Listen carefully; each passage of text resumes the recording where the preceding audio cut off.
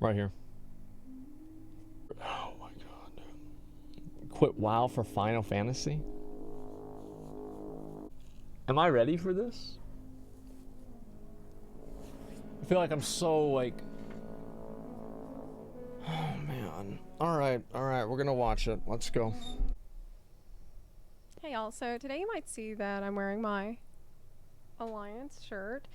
Traitor. But I want to make clear that I do not support the Alliance in any way. I What bought the this t-shirt fuck? way before goblins were available Are you as a kidding race me? that I could play. I bought it at Hot Topic.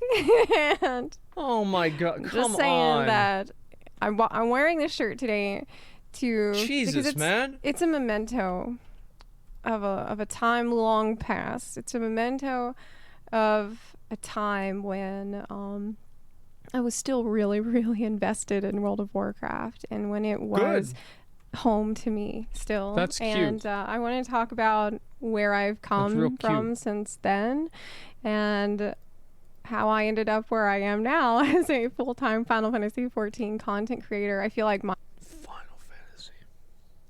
A full-time Final Fantasy content creator? Oh my god, dude. Do those weird cats just appear in everybody's video as soon as they start playing Final Fantasy in the background? It's like as soon as you start playing the game, these cats start popping up everywhere. I'm pretty sure that's how it works.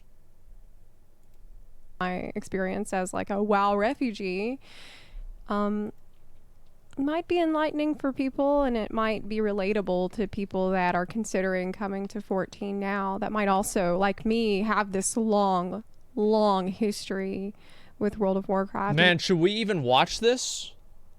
Like, she's gonna try to convert people away from the game? Like, is she gonna try and convert people away from our fucking game, dude? This sentimental attachment. Let's see what she says. I'll never forget in December of 2004 when my dad drove me to a Walmart that was an hour away, because it was the only one that we could find that had World of Warcraft in stock in my area. And I remember reading the like player handbook. That's cute. On the way home, and I was thinking about what race I was going to play, and I felt like I was going to jump into this incredible adventure, and I was. World of Warcraft is an adventure that would consume my life for the next Good. That's what it's supposed to do. And even longer. That's what you wanted Raiding to do. Nefarian with my guild was probably maybe my favorite ever memory from video games. Like any video game I ever played. I like Nefarian. I was there with my raid guild. Everyone was dead. I was the last one standing. Nefarian was at like 1% health, and everyone was cheering me on in TeamSpeak. We had this happen in Gruul. And I was a rogue, and I popped evasion, and I managed to dodge every attack, and like... I like how she's doing the dodge sounds, dude. Okay. Step very fast until he died. Dude. And when he hit the floor, TeamSpeak went... Okay, dude.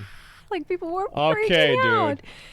Okay, and dude. No, this shit happened in Classic all the time. Goddess, I guess. I felt amazing. Yeah. And then my chess piece dropped. The Bloodfang chess piece dropped, and everyone gave it to me. And they were like, because I won the role. Yeah.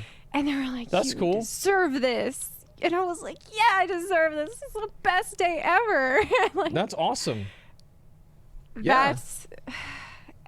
What can I say? That's awesome. I was in love with that game. I was in love with the people I played with those experiences of like, we worked so hard to get to that point. Fuck yeah, dude. And we were rewarded for it. But imagine if that Bloodfang chess piece that dropped, like, if maybe that story happened today in the current state of WoW, and that chess piece maybe didn't Titan Forge or didn't get the socket or whatever. And then I would be like, oh, well, okay, well, I guess we'll just have to come back later and I'll try to get the Titan Forge version, okay? Yeah. That actually works pretty fucking well. That's, I don't, okay, yeah. Why am I not surprised? She's right. Yeah. It's like, and then she forgot the fact that it just personally gets looted to her or to somebody else. So like she's the one that finishes off Nefarian, and then the rogue that dies first because he got tail swiped 5 times ends up getting the Titanforge Bloodfang chest piece personal looted to him instead. You know, that's how it works, man. You know what I mean? I'd be There's pissed. been Yeah, a exactly. shift in design philosophy over the years, and it's one that has been, it's been painful to experience firsthand, and it's been heartbreaking to watch even from afar from my now new home of Final Fantasy XIV. Yeah. As the years went on, I noticed that I was adding less and less people to my friends list. And I noticed that I was spending more time with people I had been randomly matched with that wouldn't say a word, and then we all go back to what we were doing before. Yeah, that's never about right. speak to each other again. By the time I got to Warlords of Draenor,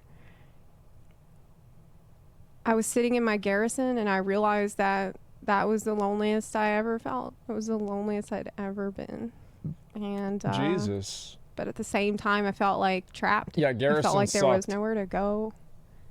And there was no MMO besides this one that would ever have so much meaning for me, because it was meaning that had been built up over so many years and through so many formative experiences. And I have friends, even today, there's friends in my Twitch chat who met. I just want to pause for a second. I see there's a lot of like rude comments and like bad comments towards this person. I don't know why you guys think this is like socially acceptable to act this way, or like I've ever given you the implication that this is an okay way to act or to be towards somebody. I hope I never gave you that idea, because it's certainly not true. Don't act that way, or you're just going to get timed out or banned. Me during vanilla WoW or BC, and we have lifelong friendships from this game. We have bonds that will never be broken from this game. Of course, I'm connected to this game, and I always will be, no matter what. So I felt, well, what's the point of even trying another MMO? It's WoW or nothing, you know? Yeah, that's about right.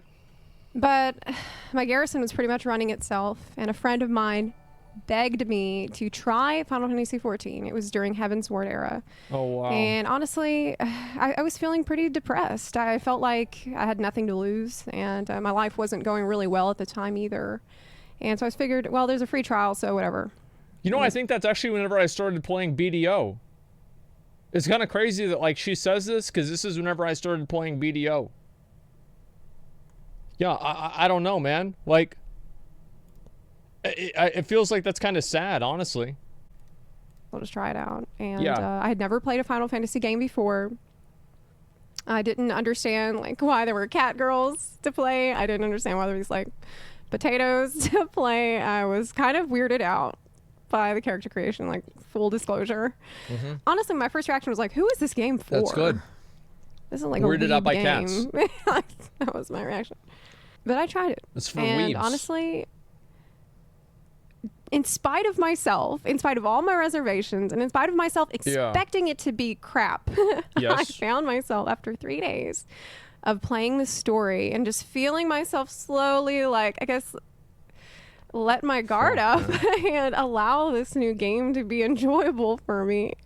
Honestly, I was hooked after 3 days. The story pulled me in, and I started to feel connected again, not just to the characters in the story, which I kind of think of like those first connections to the story characters as being almost like a like a rope that I grabbed onto after being in this pit of like despair, like MMO despair. Oh my god. It was like I had this lifeline suddenly, and I started to feel like, oh my gosh, this is really fun, and I care about what's happening to these characters. I want to know what's going to happen next. And then the community. I've never given a fuck about that. Like, it's like, I get mad whenever Bolvar gets bitch made by Sylvanas, but I don't really like, it's like, yeah, it's stupid. You know, I don't really, like, I never, like, have cared about, like, a fantasy character. You know what I mean? I just don't give a fuck. I don't know, like, maybe this is, like, a weird thing for me, but it's got a good story. Yeah, it's just not a thing to me, man. Like, it's just a fucking game. You know, like, I don't know. What about Garrosh? Garrosh is badass, but I don't really care whenever they kill him. It's just like, Embrace it is what it me. is. And the community started pulling me up Okay. out of this hole that I was in. Yeah, And yeah, I started my yeah. YouTube channel, and I started making content How about that? for the game. And before I knew it, I felt like I had a family around me, and I felt my like I God. belonged for the first time since Wrath of the Lich King in an Fuck. MMO. I felt like I was at home, and I couldn't believe what was happening. Dude, like, I've got fucking, I remember, I have such a fucking vivid memory of this. I remember it was like fucking Saturday morning, and I got up, and I had been in the vent channel all night long, and I woke up, and before I even put on my headphones, I could hear my guildies talking to each other and laughing and having fun. Before I even got on the computer, because I had on the headphones, man. Like, I just, that made me feel so fucking good, dude. It really did, and I'll never forget that. I mean, I got caught up Yeah. in 14 so fast. Everything moved so quickly. I got my character to level 60. I Wow. started doing Alexander raids, and I started raiding again. I had that don't know what that incredible thrill of killing the savage bosses with my new static, my new friends from my static, and Wow. it was that same old thrill that I felt back in the day Okay. with Yeah, I don't know if that's hard or not. Nefarian, you know. I was having so much fun. My heart found a new place to be, a new place to stay. And I watched from afar, from this position of safety, from which I Yeah. still watched, as World of Warcraft took its path and continues to take this path down a road that I can't follow. Mhm. It's like that thing that Jaina said to Arthas, like, you're going down a path I can't follow. But to be fair, Jaina was wrong, and she messed everything up whenever she said that, though. Like, I want to just keep that in mind, like, for some context. Like, Jaina was wrong for saying that. She caused another fucking expansion because of that. Fucking Arthas would have never had to be the Lich King if she had helped him and Uther had helped him. But no. Oh, I don't want to do this. Oh, no. I can't be with you, Arthas. Yeah, it's like, yeah. No, Arthas was right. Arthas was the only one that had the strength to make a decision and only a king could make. And the other people couldn't even see it. They demonized him. Meanwhile, you have Ian saying stuff like, Yeah. this was from a Q&A. Ian said, if people are engaging in activity beyond the level that's required to earn some baseline reward, that's an indication they're doing it because it is fun. We can infer that from this data that they are having fun. We can infer the fun Yeah. if they repeat activity beyond baseline Yeah. reward Yep. acquisition. It is fun. Like, what? Yeah. He was talking about how That's- they yep. decide if something's fun or not, like how a robot would if they were studying humans and trying to understand what is fun like. What is this thing? Like, Ian doesn't know it what was fun so is. Yeah. weird. And then I've said this before, right? It's like Ian's, a lot of his like concerns and like, you know, things like that in the game, they're like robotic, and they're not, I feel like they're always like very disconnected from what the player base wants. It's like they look at things of what should be fun rather than what is fun. It's always been like really weird. I think this is a pretty good analogy, and I think a lot of people feel the same way she does, is they see kind of the way that Blizzard is designing the game and like building the systems in the game around analytics rather than player enjoyment. And I think that's why you see systems like the Garrison just, you know, happen throughout the entire expansion, because like people said like, okay, well, a lot of people are doing the Garrison, a lot of people are doing Mythic Plus, so it must be fun, without actually looking at what like the actual reason for it happening is.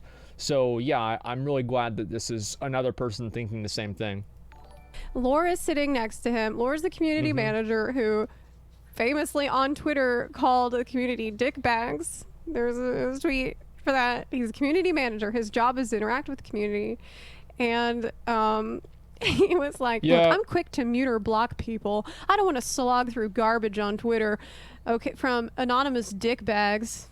What are you doing? I like, here's the thing with Lore saying this, is that like he's right.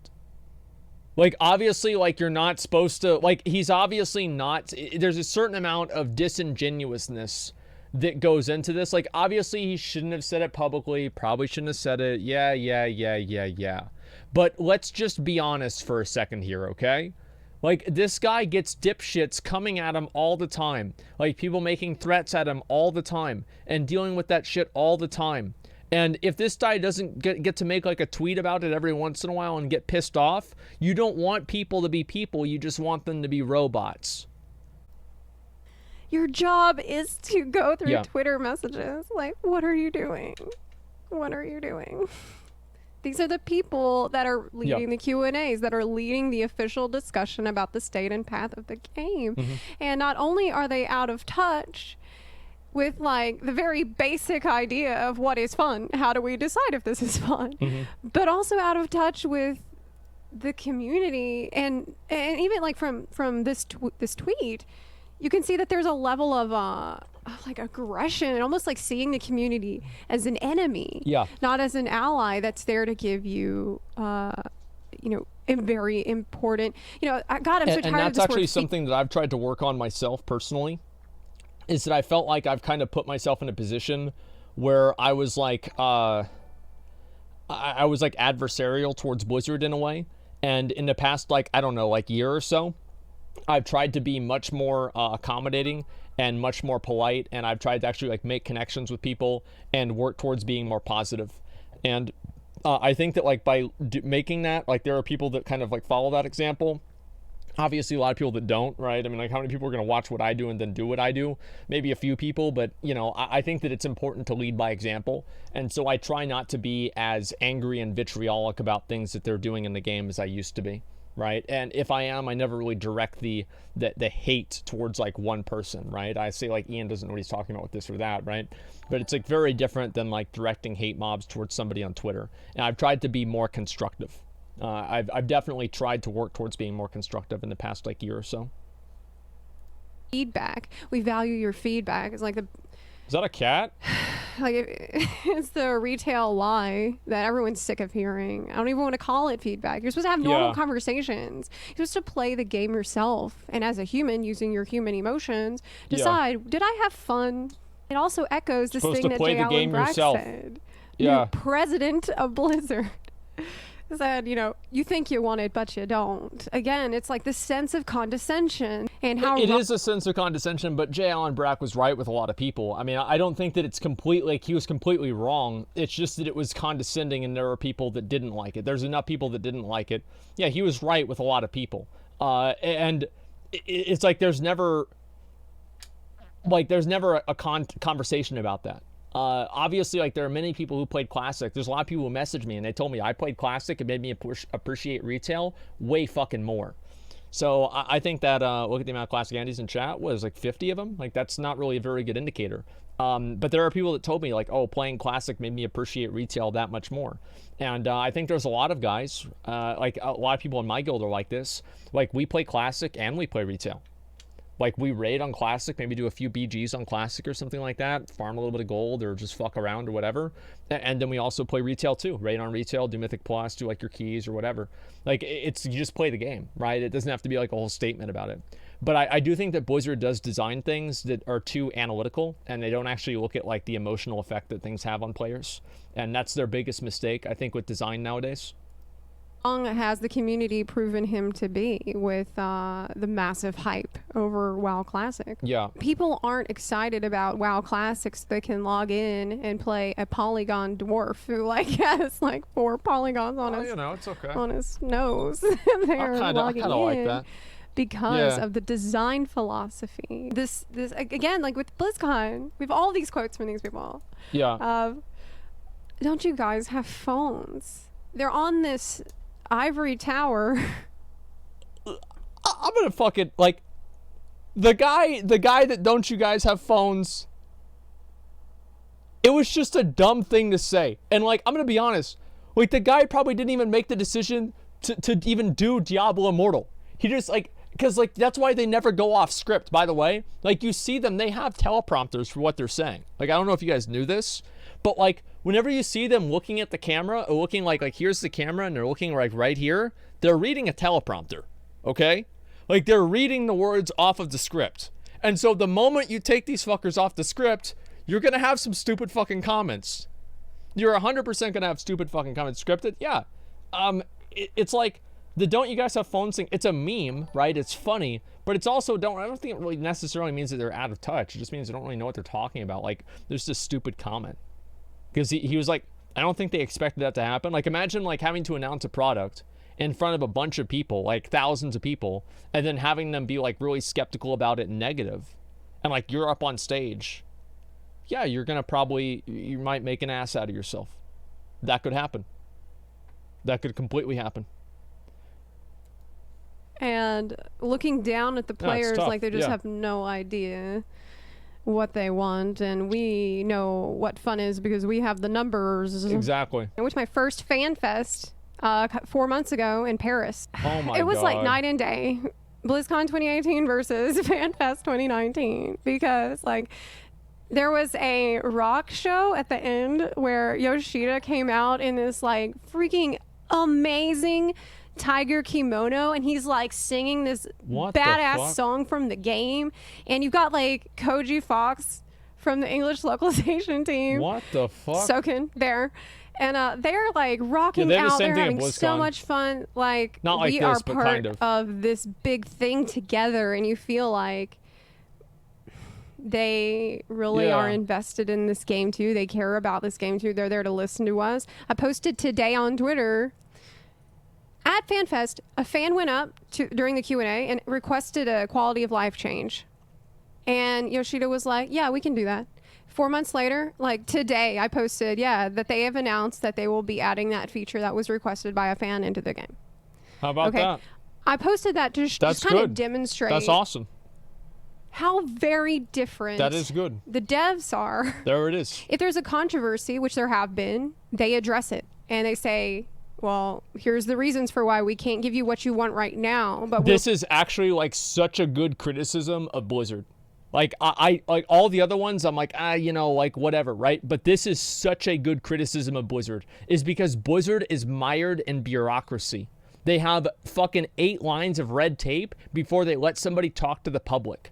And the problem is that it's like, for example, if they were talking to players a lot more, I think that the "don't you guys have phones" thing would have faded away more.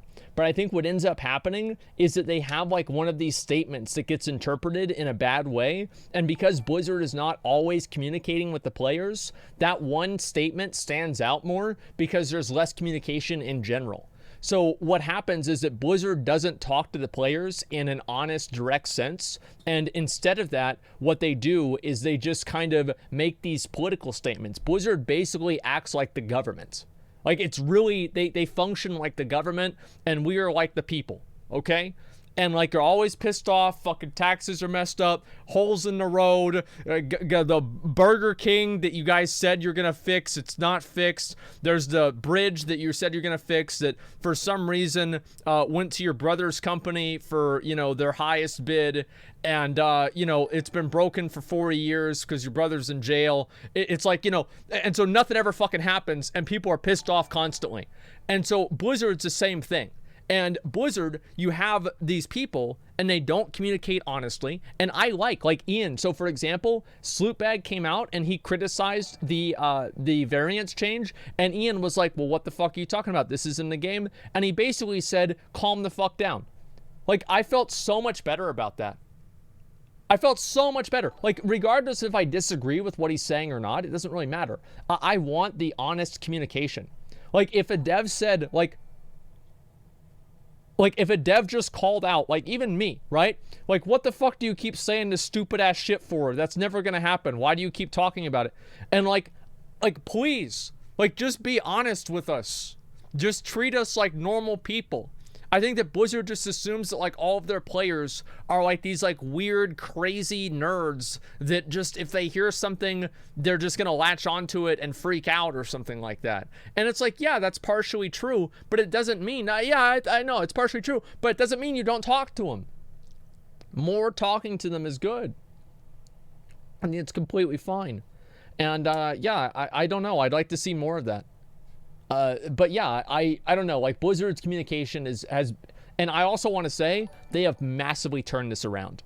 Like, they have massively turned this around. Like, in Shadowlands, everything that they've done has been good. Like, they have not made every good decision. I hate Covenants. I think the Conduit, like, having to do the once a week is, like, I don't know how I feel about that. Not being spec specific, that's stupid too.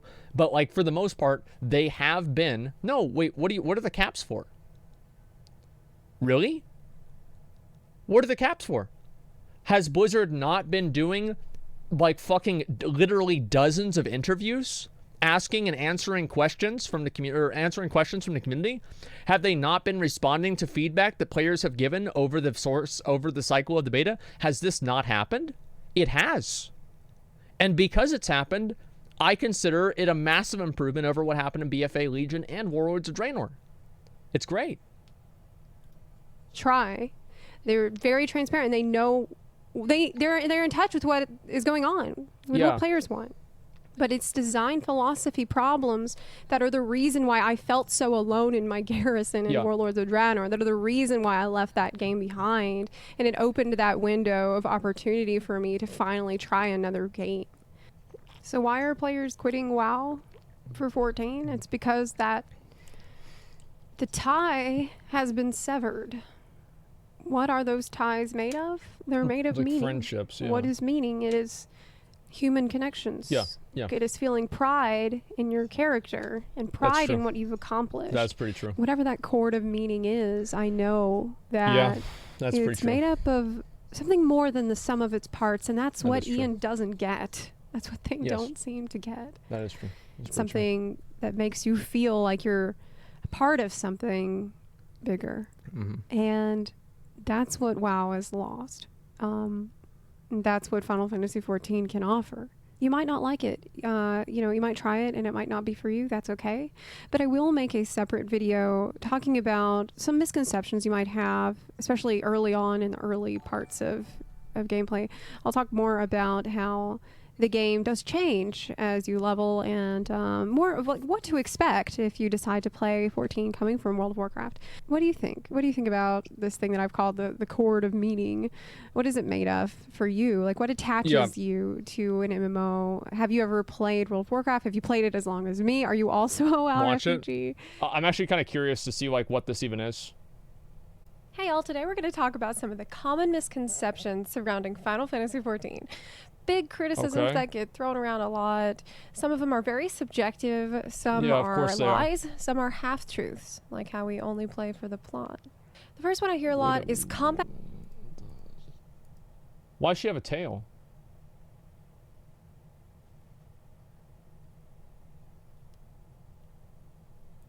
The plot. What the first one I hear a lot is combat is slow. Now, if you're brand new to MMOs, you might not know what people mean when they say that. So let me explain. The global cooldown, or GCD, is how long you usually have to wait between casting a spell and then casting another spell and casting it again. Of course. I could show you in-game footage to demonstrate this, but that would be boring. So I'm going to use ice cream instead. It's also really hot here. Now, you might be wondering, why would I have a GCD in real life? It's like how often you can eat ice cream? So I don't get brain freeze. See, is this really what she's going to do? Total sense. The GCD in 14 is 2.5 seconds. So that means...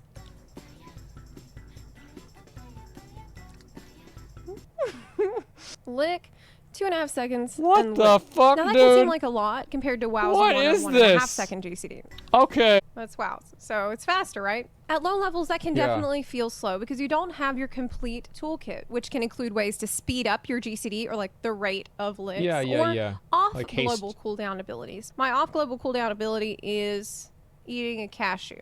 Let's say I have 2 and I need to get these 2 in between, like during that GCD downtime. Oh, barely had time to do that. That's what I'm talking about. That's what I mean. Double weaving so ridiculous. nuts between licks. The point is that context is so fucking ridiculous. Is important. Well, and at low levels, you lack it. It actually makes sense. Like what she's saying here, this does actually make sense. The ice cream analogy works pretty well. It's like basically having abilities inside of the GCD. context of how your job really plays Okay. normally, much less optimally, like an end game where you might have positionals to keep track of, buffs to manage, dots to manage, making sure you get your combo out within the party buff window, adapting your rotation to the different fight mechanics, and managing a metric ass ton of off global cooldown abilities. Yeah. Yes, the global cooldown will never be as low as WoW's, but what I found is that it doesn't matter because the jobs have a very pleasant flow to them that complements the encounter design. You don't feel like you don't have things to do. It's really much the opposite, especially when you're learning a fight in endgame. Like, you won't even feel like you have time to fart. Judging the pace of combat by the low level experience is like judging the Star Wars franchise by The Last Jedi. Actually, if you go to Google and you type in, is FFXIV one of the things that comes up is a WoW clone. Is FFXIV a WoW clone? It's like, they say, well, it's WoW they say that about every fucking MMO, man. Like, that's not even, it's obviously not a WoW clone. Like, is a Gordon Ramsay chicken tender a McNugget clone? Of course not. Let's be the other way around. They're in the same genre, which is chicken tender. Like, is Gouda a clone of Parmesan? Is Manchester United a clone of Liverpool? No. No. Well, there are games that are derivative. The short answer is no, and the long answer is no. Next. I don't think Final Fantasy This is one I hear way more often. Yeah, this is the main thing. Yeah, it's for weebs. This is all right. How is it not for weebs? Like, you literally had a cat girl in the same video. How is it not for weebs if you literally have a cat girl in the video? It's for weebs. Okay. But saying Final Fantasy XIV is for weebs is like saying WoW is for neckbeards. And look, I played WoW for a long time. It's pretty. Do I look like a neckbeard to you? Was that her? Don't answer that. Also, just because something was made in Japan doesn't mean liking it. Well, yeah, WoW is for neckbeards. Like, it is. Like, whenever we, like, go back and go look at, like, the fucking videos of, like, BlizzCon 2008, man. It's a bunch of big, balding dudes with hoodies on and jeans or sweatpants, and they're like, "Ah, the Lich King, ah!" Yeah, that's what it's about, man. Like, of course. Like, it's not even a joke. It is true. I mean, fuck. Like, that's why it's a stereotype. Of course more weebs are gonna play Final Fantasy. You weeb. Yeah, come on. Like, have you ever had ramen? Have you enjoyed karaoke? Have you used a digital camera? Then you're a weeb. No, if you think I only use my phone. Is weeb. And look, I get it. Because when I first played, I kind of had that thought too, because I didn't understand. I was like, who are these cat girls in these skimpy outfits? Who is this fetish game for? Yep. And then I made a cat girl. Turns out it was me. I was the weeb. The weeb was right here the whole time. Yeah. I'm sorry. Is it too late to start? She did a meow? Oh my god. Is this what Final Fantasy does to a person? Is this it? She did a meow? Playing. I have people ask me this all the time. Yeah. There's always part of me that wants to be like, yep, it's too late. You missed the bus, and we are no longer accepting applications to play. But that's not true at all. Is it this exclusive People ask that about WoW too. People ask that about WoW all the time. That's only for OGs. Like, of course not. Yeah. I joined in the middle of Heavensward, and I was in no hurry to level at all. I was really taking my sweet time getting up to max level. I could just never enjoying do the story, enjoying the journey. And when I got to max level, I had no problem gearing up quickly and going straight into a static and starting to do some of the savage content. Like, it was pretty seamless for me. Yes. Yeah, you totally can. You can join any time. It doesn't have to be at the start of an expansion. It doesn't have to be in the middle of an expansion. Just hop on in. The water's fine. I think that's true. It's true for WoW too. People always wonder about that. Is it too late to start playing? I've never played WoW before. It's like, yeah, of course it is. Like, just go play the game. Like, don't even fucking think of it. Just play the fucking game, man. And that some people may feel like it's too late to start is because it can take a while to get through all that story. Mm-hmm. And I understand that, but that's something that's very subjective and can vary from person to person. It depends on how much time you have to play. It depends on the pace at which you play. Like, I know someone that got through A Realm Reborn and Heaven's Ward in 2 weeks with cutscenes. I know someone else who got from A Realm Reborn to Stormblood in 3 weeks. And someone who took a month just for A Realm Reborn. It really depends on you. And that means it'd take my mom a year for each potions, one. there are jump potions that you can buy on the Mog Station. I try to discourage people from doing that because the story is part of the journey, and you should. I feel like being able to pay to skip the journey, I don't like this. This is weird, man. Like, yeah, I don't like this at all. Like, I never have liked the skips and shit like that. Maybe I'm like, it's just a 120 boost, a WoW boost. Yeah, if I could fucking Thanos snap my fingers and get rid of the WoW boost, I would get rid of the WoW boost. I would get rid of storm mounts. I would get rid of fucking faction transfers. I would delete those. I would get rid of all of that. And like probably also maybe also tokens. Tokens I'm kind of on the fence about. But all the other stuff, 100%. I'd get rid of it. At least try it. But if you just cannot help yourself from buying one of these skip potions, remember that New Game Plus is coming out pretty soon. Oh boy. So you'll be able to play through story content on your main character, like story content you may have skipped. So there's a silver lining there. Think of it more like a Netflix series, right? Just because Stranger Things had 2 seasons already doesn't mean you can't start watching it now. Yeah, right? actually, that's a really good analogy. I like that a lot. You can start watching season 3. I like that analogy catch a up lot. on season 1 and 2. Like, it's the same. Okay. It's not different than that. And finally, I want to talk about one that might not be as big of a misconception today as it was a couple of years ago, but because it was such a major misconception for so long, and one that I actually had, I feel like it's worth mentioning. Okay. And that is the question, wait a minute, isn't Final Fantasy XIV a failed game? And the truth is, I heard about Final Fantasy XIV with the 1.0 launch. Yeah, whenever the game originally came out, like what happened is like the game was a piece of shit, and then they fixed it.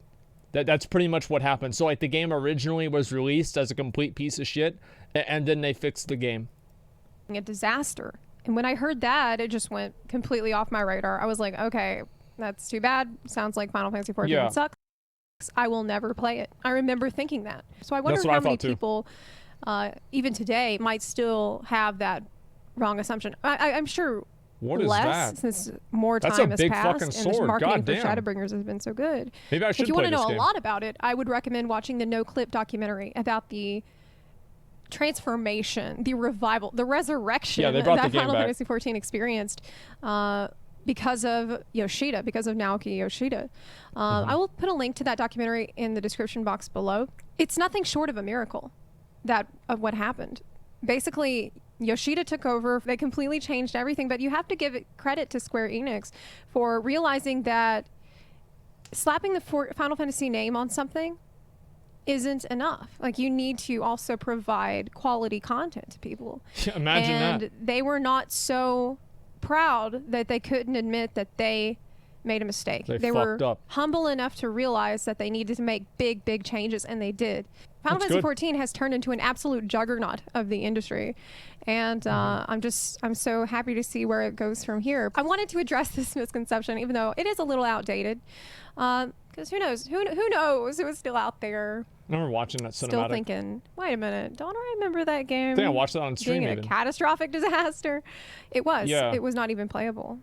But it is heckin' playable today. So that's really all I have to say here today. Did you have any misconceptions about Final Fantasy XIV? Do you know anyone else that is still laboring under some false assumptions? If so, let me know in the comments section down below. I really do try to read every comment and respond to as many as I can. That's crazy, so you can let me know there. You can also get in touch with me on the Discord server where I am at quite often. So anyway, I will speak to y'all again soon.